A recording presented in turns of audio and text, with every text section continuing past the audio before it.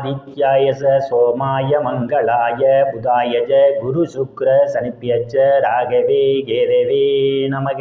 உலகை கட்டி காக்கும் பரமேஸ்வரன் பார்வதியின் திருவருளால் அனைவரும் நலமுடன் வாழ அந்த எல்லாம் வல்ல இறைவனை வணங்கி நேரில் அனைவருக்கும் எனது அன்பான வணக்கங்களை தெரிவித்துக் கொள்கின்றேன். இன்றைய பதிவிலே நாம் பார்க்க இருப்பது 2025 மே மாதம் நடக்கக்கூடிய குரு பயிற்சிக்கான பலன்கள். குரு பகவான் ரிஷப ராசியிலிருந்து மிதுன ராசி இடப்பெயர்ச்சியாக போகிறார். குரு பகவான் பொதுவாக நவகோள்களிலே மிகவும் முதன்மையான இயற்கை சுவர். இவர் இருக்கக்கூடிய இடத்தையும் சரி பார்க்கக்கூடிய இடத்தையும் சரி மேன்மைப்படுத்துவார். 2, 5, 7, 9, 11 ஆகிய வீடுகளில் குரு பகவான் பயணம் செய்யும் போது குரு பலம் பெற்று இருக்கின்றது.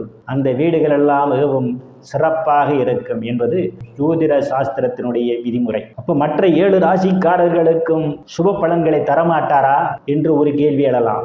அவர் எங்கு இருந்தாலும் அவருடைய கடைக்கண் பார்வையானது 5, 7, 9 ஆகிய இடங்களை அவர் பார்க்கும் தன்மையுடையவர். ஆகவே அவர் இருக்கும் இடத்தை விட பார்க்கும் இடத்திற்கு பலம் அதிகம். குரு பார்க்க கோடி நன்மை என்பார்கள். குருடைய பார்வை பட்டுவிட்டால் அந்த இடமெல்லாம் புனிதமாகும். ஆகவே அனைத்து ராசிக்காரர்களுக்கும் ஒரு சில சங்கடங்களை தவிர அனைவருக்கும் சிறப்பான பலன்களையே இந்த குரு பயிற்சியில் தர காத்து கொண்டிருக்கின்றார். ஒரு சில சங்கடங்கள் என்று சொன்னேன்.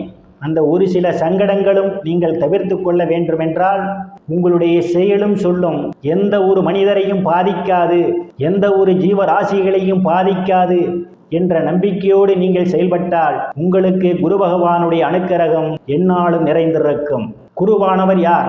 குருவானவர் தனகாரகர் என்று சொல்லக்கூடிய குரு பகவான் உங்களுக்கு பணப்புழக்கம் நிறைந்திருக்க வேண்டுமென்றால் குருவனுடைய அனுக்கிரகம் தேவைப்படுகிறது. நீங்கள் பொருளாதாரத்தில் மேம்பட வேண்டுமென்றால் குருவனுடைய அனுக்கிரகம் தேவைப்படுகின்றது. குழந்தை பாக்கியம் உங்களுக்கு வேண்டுமென்றால் குழந்தை பாக்கியத்திற்கு குரு பகவானுடைய அனுக்கிரகம் தேவைப்படுகிறது. ஒருவர் கடவுள் மீது நம்பிக்கை உள்ளவராக செயல்பட வேண்டுமென்றால் அதற்கும் குரு பகவான் தேவைப்படுகிறார். குருவனுடைய அனுக்கிரகம் இருந்தால் ஒழிய ஒரு பிற உயிர்கள் மீது அன்பு செலுத்த முடியும். ஒரு அறிவாளியாக செயல்பட வேண்டுமென்றால் அந்த குருவனுடைய அனுக்கிரகம் தேவைப்படுகிறது. பூமி, வீடு, வாகனம் வாங்க வேண்டுமென்றாலும் குருவனுடைய அனுக்கிரகம் தேவைப்படுகின்றது. தங்க, வெள்ளி, ஆடை, ஆபரணங்கள் வாங்க வேண்டுமென்றால் குருவனுடைய அனுக்கிரகம் இல்லாமல் நீங்கள் வாங்க முடியாது. உயர்ந்த பதவிக்கும் பெயர், புகழ், அந்தஸ்து நிறைந்தும் சந்தோஷமாக வாழ்வதற்கு அந்த குருவினுடைய அனுக்கிரகம் இருந்தால் ஒழிய உங்களுடைய வாழ்க்கை சிறப்படையும். ஆகவே அப்படிப்பட்ட குரு பகவான் ரிஷப ராசியிலிருந்து மிதுன ராசிக்கு இடப்பெயர்ச்சி ஆகிறார்.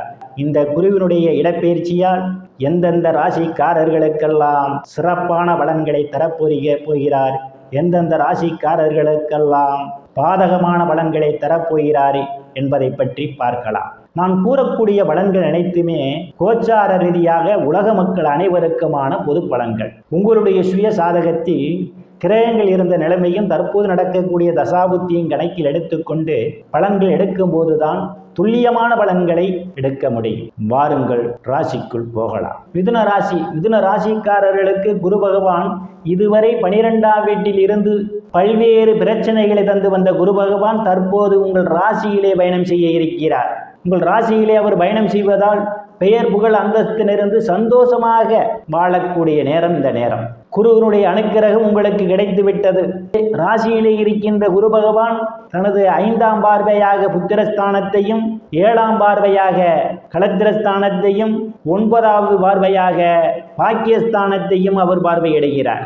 இதனால் உங்களுடைய பூர்வ புண்ணியஸ்தானம் மேன்மையடைகின்றது. முன்னோர்களால் சேர்த்து வைத்த புண்ணியங்கள் அனைத்தும் உங்களை வந்து அடையப் போகின்றது.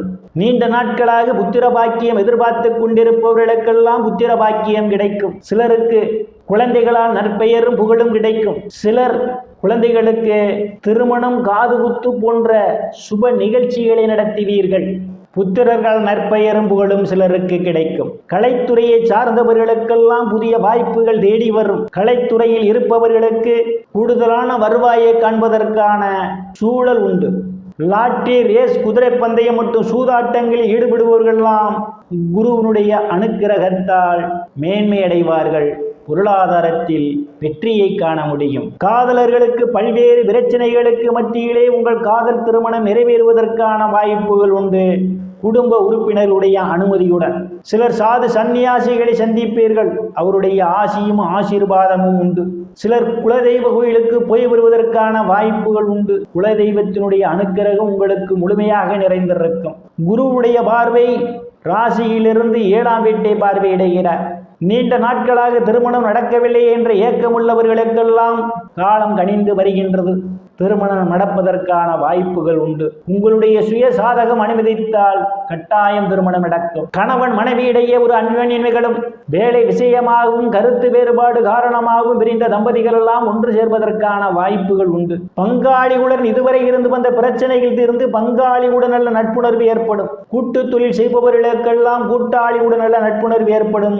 கூட்டு தொழில் மூலமாக அபரிமிதமான லாபத்தை நீங்கள் காண முடியும். கூட்டு தொழிலுக்கு கூடுதலான முதலீடு செய்வதற்கான உகந்த நேரமும் இந்த நேரம். நண்பர்கள்லாம் உங்களுக்கு பக்க பலமாக இருந்து தொழில் முன்னேற்றம் செய்வார்கள். குருவுடைய பார்வை பாக்கியஸ்தானத்தில் விழுவதால் தந்தையினுடைய அன்பும் ஆதரவும் உங்களுக்கு நிறைந்திருக்கும். தந்தையார் உங்களுக்கு பக்க பலமாக இருப்பார். தந்தை வழி சொத்துக்களில் ஏதேனும் பிரச்சனைகள் இருந்தால் அவையெல்லாம் உங்களுக்கு ஒரு முடிவுக்கு வருவதற்கான வாய்ப்புகள் உண்டு. சிலர் இறைவனுக்கு தொண்டு செய்வீர்கள், சிலர் புண்ணிய ஸ்தலங்களுக்கு போய் வருவதற்கான வாய்ப்புகள் உண்டு. நீண்ட நாட்களாக வெளிநாடு செல்வதற்காக முயற்சி செய்து கொண்டிருப்பவர்களுக்கு வெளிநாடு செல்வதற்கான வாய்ப்புகளும் தேடி வரும். பட்ட மேற்படிப்பு படிக்கக்கூடிய மாணவ மாணவிகள் எல்லாம் படிப்பிலே சிறந்து விளங்குவார்கள். ஆசிரியருடைய நன்மதிப்பையும் பாராட்டையும் பெறுவார்கள். சிலருக்கு முன்பின் தெரியாதவர்களெல்லாம் உதவிக்கரம் நீட்டுவார்கள். சிலருக்கு அந்நிய மதத்தினரால் அனுகூலமான பலன்கள் உண்டு. நேயர்கள் அனைவரும் இறைவனுடைய திருவருளால் அனைத்து செல்வச் செழிப்பும் பெற்று சிறப்புடன் வாழ வேண்டும் என்று அந்த எல்லாம் வல்ல இறைவனை வணங்கி நேயர்களை மீண்டும் அடுத்த பதிவில் சந்திக்கும் வரை விடைபெறுவது ஜோதிடர் எஸ் ராமன். நன்றி, வணக்கம்.